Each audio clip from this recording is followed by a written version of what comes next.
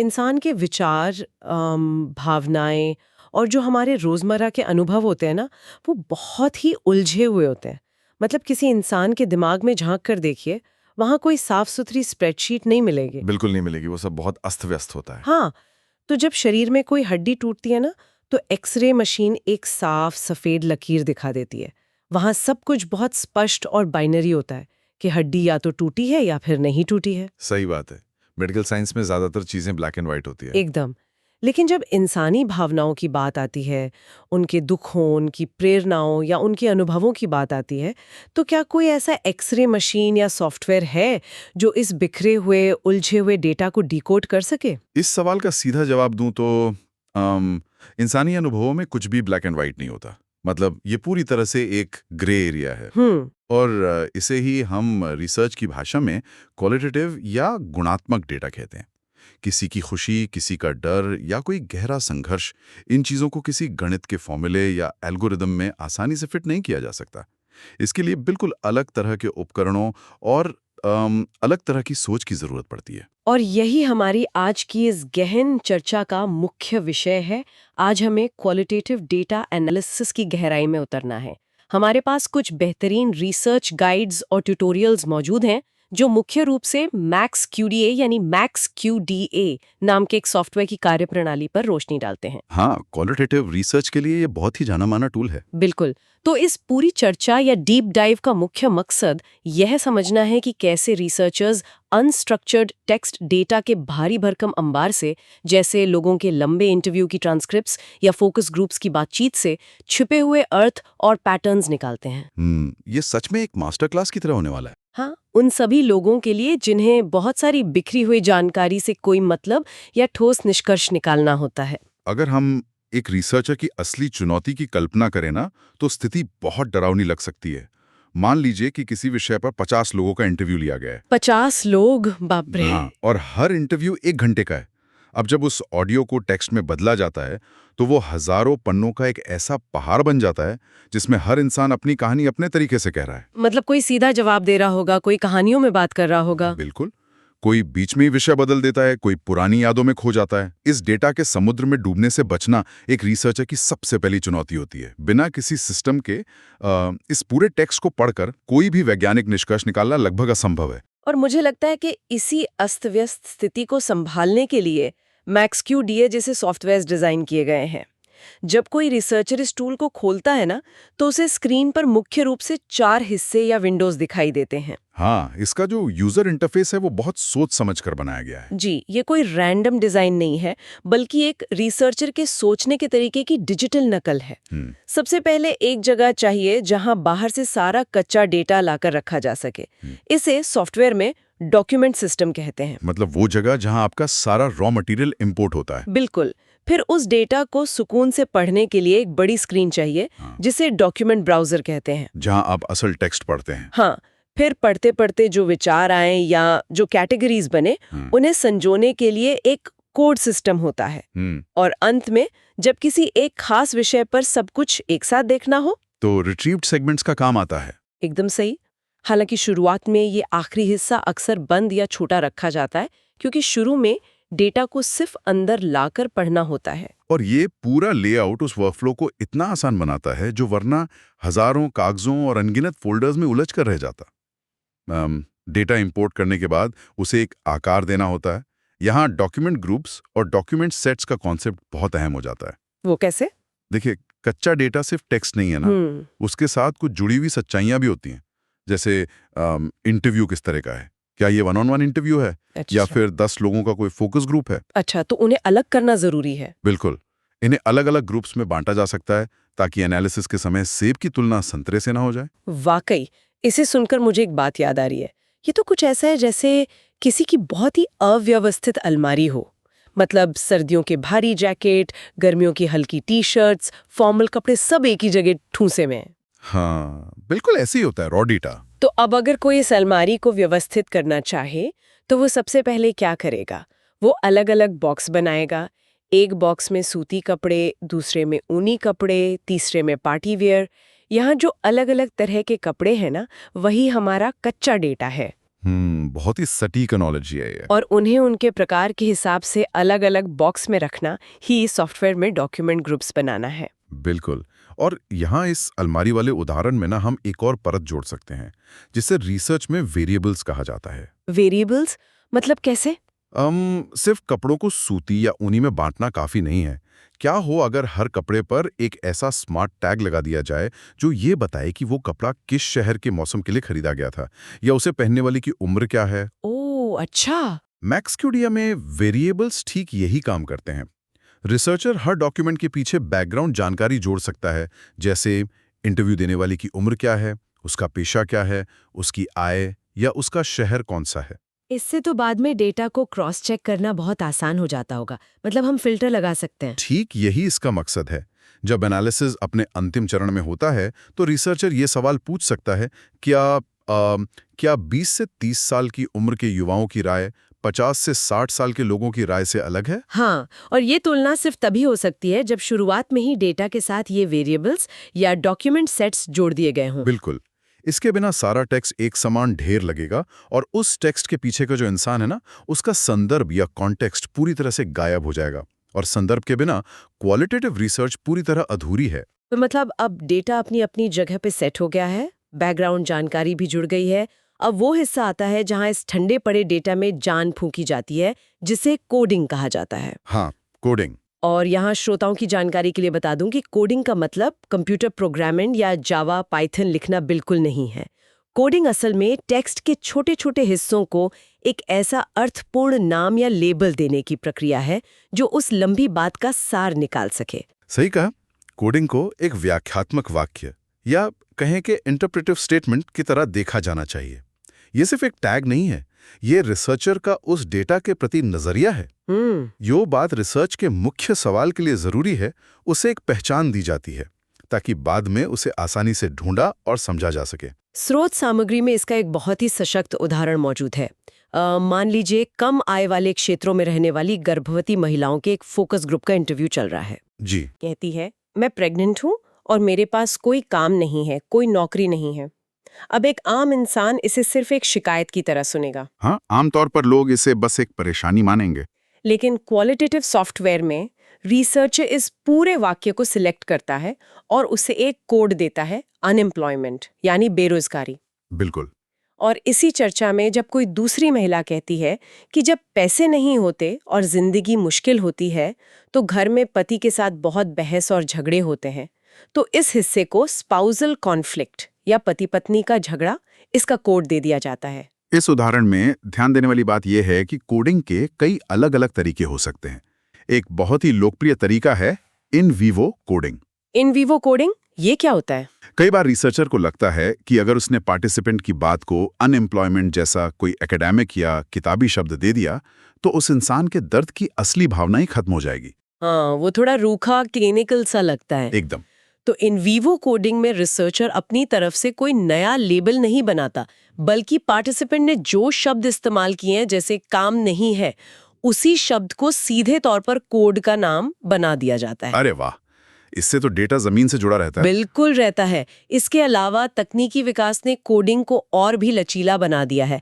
आजकल multilingual teams जो एक से ज्यादा भाषाओं में एक साथ काम कर रही हैं, वे शब्दों की जगह इमोजीज का इस्तेमाल करके भी कोडिंग कर सकती हैं। इमोजीज? सच में? जी हाँ, एक उदास चेहरे वाला इमोजी या एक गुस्से वाला इमोजी भाषा की सीमाओं को तोड़कर डेटा को एक साथ ला सकता है। अगर कोई स्पेनिश में गुस्सा जाहिर कर रहा है और कोई हिंदी में, तो इमोजी दोनों को एक ही कोड के नीचे ले आएगा। एक मिनट, मुझे यहाँ थोड़ा टोकने दीजिए, क्योंकि ये सब सुनकर मन में एक सवाल उठना बहुत स्वाभाविक है। पूछिए। ये सब सुनकर ऐसा लग रहा है कि जैसे स्कूल या कॉलेज में टेक्स्ट बुक पढ़ते समय हम अलग अलग रंग के हाइलाइटर पेन का इस्तेमाल नहीं करते थे। हाँ, बिल्कुल करते थे। मतलब एक पैराग्राफ को पीले रंग से रंग दिया, एक लाइन को हरे रंग से और किसी अहम तारीख को लाल रंग से। तो क्या मैक्सक्यूडे में ये कोडिंग की पूरी प्रक्रिया सिर्फ कंप्यूटर स्क्रीन पर टेक्स्ट को अलग अलग रंगों से हाईलाइट करने तक ही सीमित नहीं है? अगर ये सिर्फ हाईलाइट करना है तो इसमें एनालिसिस या गहराई कहाँ है? ये बहुत ही जायज सवाल है और ये भ्रम अक्सर पैदा होता है। लेकिन कोडिंग और हाईलाइट करने में जमीन आसमान का फर्क है। अच्छा। कैसे? देखिए, जब किसी किताब में कोई लाइन हाईलाइट की जाती है तो वो सिर्फ इतना बताती है कि ये हिस्सा जरूरी है, लेकिन वो लाइन क्यों जरूरी है, वो किस बड़े विचार से जुड़ी है, ये हाइलाइटर नहीं बताता। बात तो सही है। क्वालिटेटिव सॉफ्टवेयर में जब किसी टेक्स्ट को कोड किया जाता है तो उसके साथ मेमोज जोड़ने की सुविधा होती है। मेमो को आप एक डिजिटल स्टिकी नोट या रिसर्चर की अपनी पर्सनल डायरी की तरह समझ सकते हैं। ओ, तो हम उसमें अपने विचार लिख सकते हैं। बिल्कुल। जब उस महिला ने कहा कि घर में पति से झगड़ा होता है, तो रिसर्चर सिर्फ उस लाइन को लाल रंग से हाईलाइट नहीं कर रहा है, वो वहां एक मेमो लिखता है कि ये झगड़ा शायद सीधे तौर पर आर्थिक तंगी से जुड़ा है। ये सिर्फ एक सामान्य घरेलू विवाद नहीं है। मतलब हाईलाइट करना सिर्फ ध्यान खींचने के लिए है, जबकि कोडिंग और मेमोज उस ध्यान खींचने के पीछे की पूरी कहानी और तर्क को रिकॉर्ड करते हैं। रिसर्चर वहां अपना दिमाग, अपनी सोच दर्ज कर रहा है। एकदम सही। इसके साथ ही कोडेड सेगमेंट्स को वेट या अहमियत देने का भी विकल्प होता है। मान लीजिए किसी एक व्यक्ति ने किसी समस्या का बहुत ही गहराई से और जज्बाती होकर वर्णन किया है, जबकि दूसरे ने सिर्फ उसे एक लाइन में टाल दिया है। हाँ, ऐसा तो इंटरव्यूज में बहुत होता है। तो दोनों जगह कोड तो एक ही लगेगा, लेकिन रिसर्चर पहले वाले हिस्से को 100 से 100 के स्केल पर ज्यादा वेट दे सकता है। इसके अलावा ऑटो कोडिंग जैसे फीचर्स भी मौजूद हैं, जहां आप किसी विशेष कीवर्ड को सर्च करके उसे तुरंत कोड कर सकते हैं। लेकिन असली काम तो उन कीवर्ड्स को कॉन्टेक्स्ट देना है ना? बिल्कुल। ये पूरी प्रक्रिया बिखरी हुई जानकारी के बीच डॉट्स को कनेक्ट करने का एक बहुत ही व्यवस्थित तरीका है। ये सिर्फ रंग भरने का खेल नहीं है, ये कच्चे डेटा को ज्ञान में बदलने की पहली सीढ़ी है। तब यहाँ तक आते आते स्क्रीन पर लाल, नीले, पीले रंग के सैकड़ों कोड्स जमा हो चुके हैं। बेरोजगारी, तनाव, दवाइयों का खर्च, झगड़े, ऐसे अनगिनत लेबल बन गए हैं। जी। लेकिन छोटे छोटे टुकड़ों का ये विशाल पहाड़ अपने आप में कोई कहानी नहीं कहता। इन बिखरे हुए तारों से कोई ठोस निष्कर्ष या कोई बड़ी तस्वीर कैसे उभर कर सामने आती है? इसी चुनौती से निपटने के लिए थीमैटिक एनालिसिस का सहारा लिया जाता है, और इस क्षेत्र में ब्रॉन और क्लार्क का 6 स्टेप फ्रेमवर्क बहुत प्रामाणिक माना जाता है। ब्रॉन और क्लार्क का फ्रेमवर्क? हाँ, ये फ्रेमवर्क हवा में तीर चलाने के बजाय एक बहुत ही अनुशासित रास्ता दिखाता है। इसकी शुरुआत होती है डेटा से पूरी तरह परिचित होने से। इसमें कोई शॉर्टकट नहीं चलता। टेक्स्ट को बार बार गहराई से पढ़ना होता है ताकि रिसर्चर डेटा के सुर और ताल को समझ सके। तो ये सिर्फ स्किमिंग या जल्दी जल्दी पन्ने पलटना नहीं है, बल्कि डेटा के साथ वाकई समय बिताना है। बिल्कुल। उसके बाद के कदम भी बहुत स्पष्ट हैं। दूसरा स्टेप है शुरुआती कोड्स बनाना, जो हमने अभी डिस्कस किया। हाँ, जो हमने अभी समझा। तीसरा है उन कोड्स के आधार पर थीम्स खोजना। फिर चौथा स्टेप है उन थीम्स का रिव्यू या समीक्षा करना कि क्या वे वाकई कोई अर्थ निकाल रही हैं या नहीं। फिर उन्हें एक नाम देना होगा। हाँ, वो उदाहरण इस प्रोसेस को बहुत अच्छे से समझाता है। जब मरीजों से सवाल पूछा जाता है तो रिसर्चर हर सवाल को एक कंटेनर या बाल्टी की तरह मान लेता है। जैसे अगर मरीजों से पूछा गया कि क्या आप अपने डॉक्टर की हर सलाह मान पाते हैं, तो ये सवाल अपने आप में एक बड़ी बाल्टी बन गया। बिल्कुल। अब मरीज इस सवाल के अलग अलग जवाब देते हैं। कोई कहता है मैं कभी कभी दवा लेना भूल जाता हूँ, तो इसे दवा भूलना कोड दे दिया गया। कोई शायद कहे कि दवाइयाँ बहुत महंगी हैं, मैं हर महीने नहीं खरीद पाता, तो इसे आर्थिक बोझ मिल गया। हाँ, और कोई कहता है मैंने नमक खाना कम कर दिया है, इसे डाइट में बदलाव का कोड मिला। अब जब एनालिसिस आगे बढ़ता है तो रिसर्चर देखता है कि दवा भूलना और आर्थिक बोझ दोनों मिलकर एक बड़ा अर्थ बना रहे हैं। मतलब ये दोनों बातें इस ओर इशारा कर रही हैं कि मरीज सही से इलाज क्यों नहीं कर पा रहे। सही पकड़ा। तब इन सारे संबंधित कोड्स को मिलाकर एक बड़ी थीम जन्म लेती है, जिसे नाम दिया जा सकता है हार्ट फेलियर के इलाज में आने वाली रुकावटें। थीम कोई नया कोड नहीं है, वो पुराने कोड्स के बीच का गहरा रिश्ता है। मुझे तो ये पूरी प्रक्रिया रात के आसमान को देखने जैसी लग रही है। मतलब आसमान में जो अनगिनत तारे बिखरे हुए हैं, वे हमारे बनाए गई अलग अलग कोड्स हैं। क्या बात है, बहुत ही खूबसूरत एनालॉजी है ना? जब कोई पहली बार आसमान की ओर देखता है तो उसे सिर्फ चमकते हुए बिंदु दिखाई देते हैं, उनका आपस में कोई संबंध नजर नहीं आता। लेकिन जब कोई उन तारों को एक खास पैटर्न में जोड़ता है तो अचानक वहां एक आकृति बन जाती है, जिसे हम तारामंडल कहते हैं, जैसे उर्सा मेजर या ओरियन। बिल्कुल, वो तारामंडल ही हमारी थीम है। तारे हमेशा से वहीं थे, लेकिन उन्हें जोड़कर एक अर्थपूर्ण आकृति बनाने का काम रिसर्चर का है। ये तारों को जोड़कर तारामंडल खोजने वाली बात ना इस पूरे प्रोसेस का एकदम सही सार है। और यहाँ जो बात सबसे ज्यादा महत्वपूर्ण है वो है इंडक्टिव अप्रोच का इस्तेमाल।